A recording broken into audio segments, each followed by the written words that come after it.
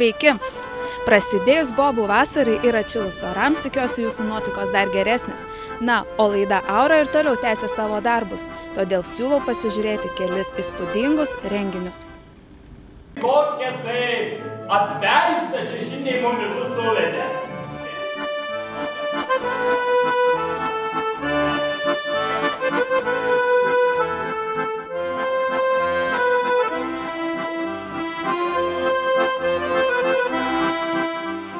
Pagrindinė mintis, tai aš gal ir patį pavadinimą pakartočiau, tai žemės ar moteris. Kas tau yra svarbiau? Kur tu gali pajusti laimę, palaimą, pilnatvę?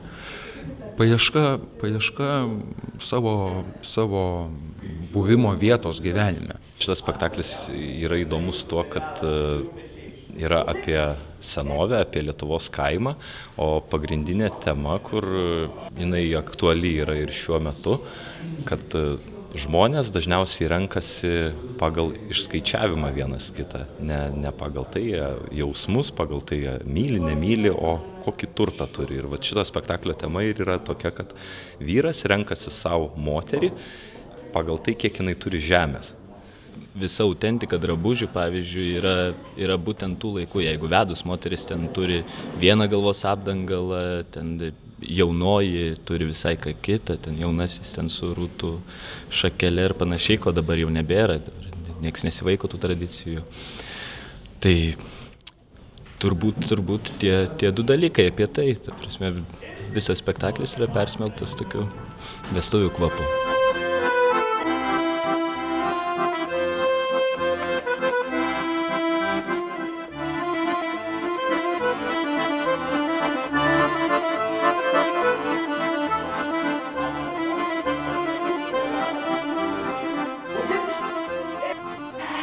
Rūdyta Vintai, aš tikiu, bet kaip man malonu pažinti jūs tamsta gaidy. Ale kiek čia viską ant to stalo.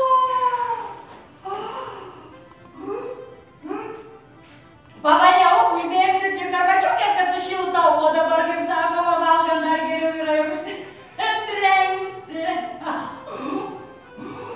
Iš tikrųjų, aš manau, kad žmonės yra pasiilgę geros, tokios teigiamos komedijos, tokio gero gal pasibuvimo teatre, kada išeina, sako, wow, einam dabar pasėdėti kur nors, gerą nuotaiką, negrįžtam namo, einam gal pašokti, išger gal taurę vyno, pasišnekėti.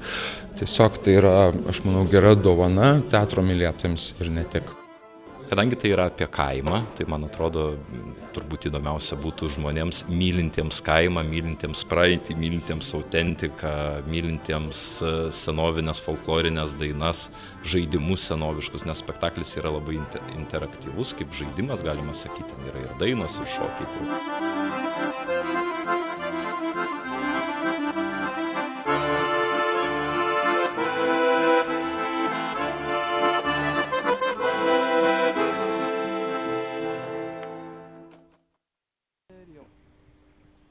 Šiuolaikinės Japonijos meno paroda atkeliavo į Kauną. Instaliacijos, video darbai, fotografijos, skulptūra atspindėjo šiuolaikinį pasaulį.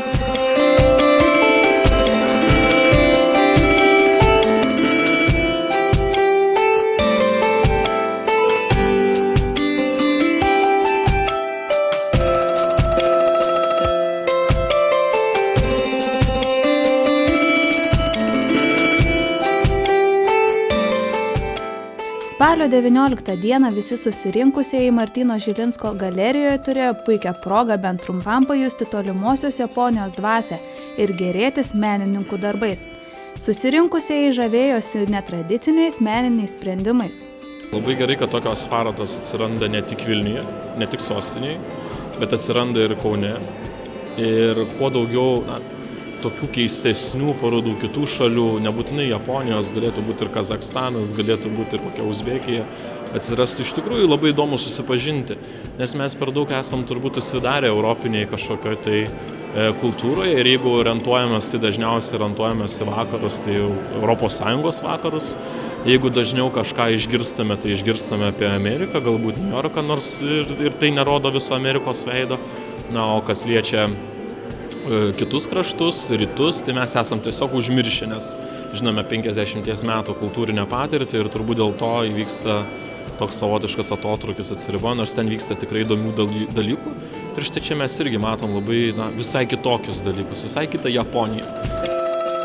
Įspūdingi tapybos darbai, fotografijos, skulptūros, instaliacijos bei vaizdo darbai priminė surrealistinius objektus. Kuris kūrinys jūs labiausiai sužavėjo?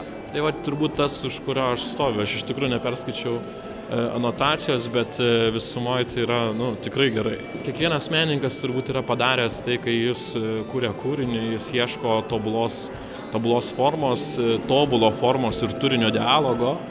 Ir labai dažnai yra tai, kad tobula forma ir turinys atsiranda labai gimsta arba prieinama prie jo, atrandamas jis labai minimalioj formai, ta prasme minimalizme tokiam. Kadangi pats esu Japonijos mylėtojas ir gyvenęs Japonijoje metus, manau, kad tikrai sužavė japoniška dvasia, kurią gyvenau ir prisiminiau vėlgi iš naujo. Kas labiausiai patiko? Labiausiai patiko tikriausiai šito autoriaus Atsushi Fukui darbai, kadangi prikaustė dėmesį šiek tiek su fantazijos tokiu polėkiu ir ta japoniška kultūra, žibintai, šviesa ir tas toks tuštumos jausmas šiek tiek Budos stiliui. Ši paroda leido pajusti Japonijos meno suvokimą iš netradicinės perspektyvos. Susirinkusieji žavėjosi darbais ir turėjo galimybę diskutuoti apie dabartinio meno prasmę bei reikšmę. Tai yra skirtinga mintis, nes, kaip sakyt, kiekvienas turi savo poziciją, aš manau, kiekvienas turi savo idėjų lauką autorius ir tiesiog kiekvienas vysto savo tą temą, tas savo idėjas išreiškia vienaip ar kitaip ir aš manau, kad čia nėra vienijančios kažkokios temos ar idėjos, tiesiog tai yra pristatomi turbūt vieni iš kažkokių dalis šiuolaikinio Japonijos meno autorių. Ši paroda ne tik leido pajusti naująjį Japonijos kūrėjų požiūrį į meną, bet ir nepaliko abejingų meno mylėtojų.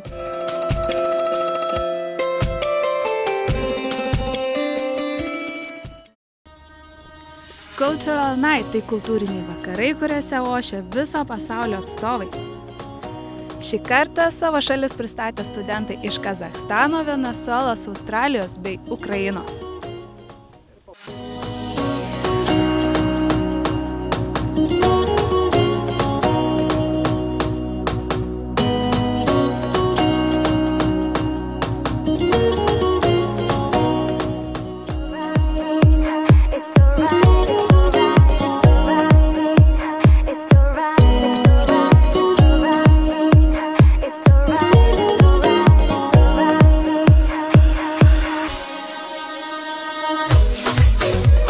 Taigi šį vakarą čia vyksta kultūriniai vakarai, jau trečią semestrą iš eilės ir šiandieną mes turime trečiąjį vakarą, kada prisistato net 4 šalis. Iš tikrųjų šis semestras pasižymi šalių kultūrų gausa, todėl iki pat gruodžio 7 mes kviesime išbandyti, paragauti vis naujas kultūras. Ir todėl šiemet mūsų šūkis yra Taste the Culture, tai kviečiame užeiti ir paragauti.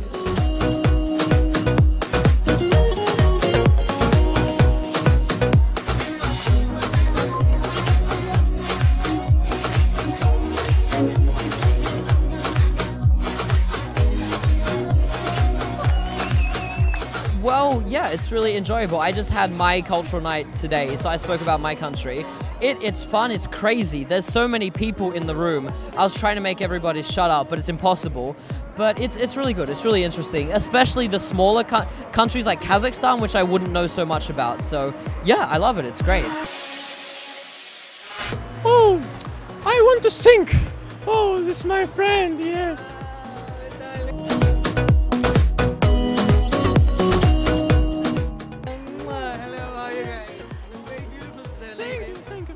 I want to sing some songs and I want to dance, yeah. I want to show Lithuania, Ukrainian soul.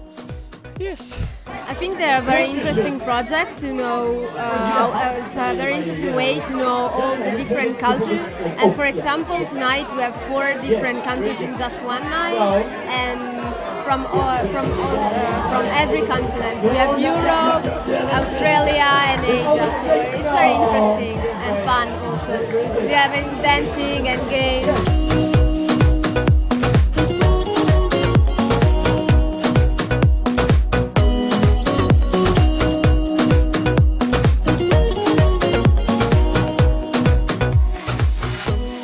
cities, how for Kaunas specifically, I like how close everything is. Like we can just walk, my house is there. And that's crazy. In my city, it's huge.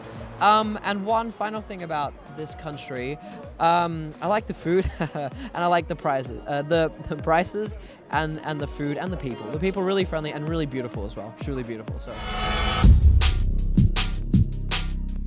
Actually, I like Kaunas as a city, and I like the people that I've met. I've met a lot of new friends, very friendly people, and I like also the language. I'm a famous Ukrainian singer, Verka Serdyuchka, yeah. I was in Eurovision and I have a second place there. Yeah, and I'm here to represent Ukraine. Oh, it's my love, it's my country, yeah. I love Lithuania, yeah, it's a very great country. I wish you only all the best, only all the best. Be the same, because you are awesome.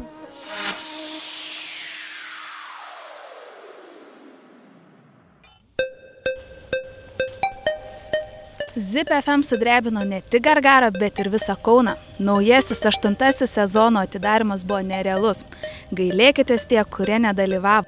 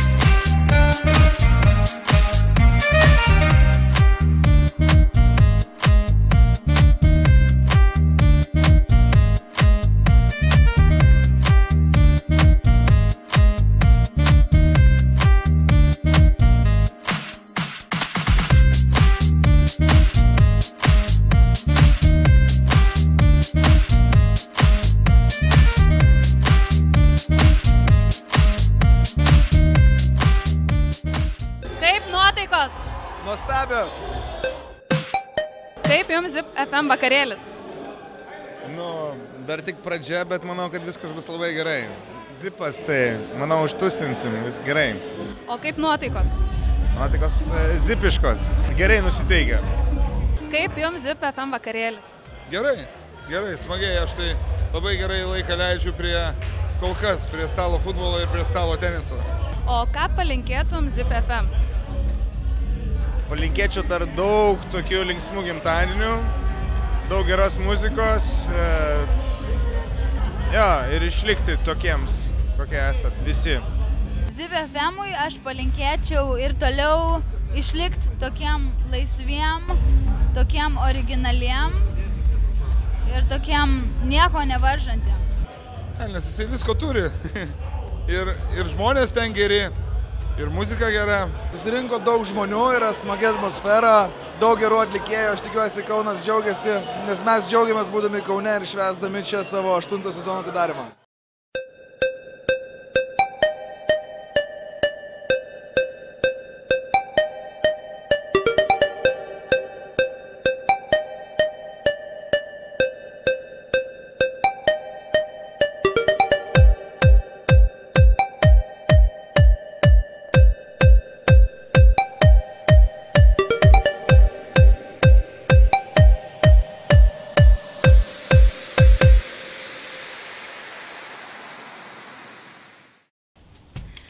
Šiandien tiek kultūrinių naujienų, tikiuosi laida neprailgo, o norintys sudalyvauti persirengėlių šou, užsukite į KTU Helovyną.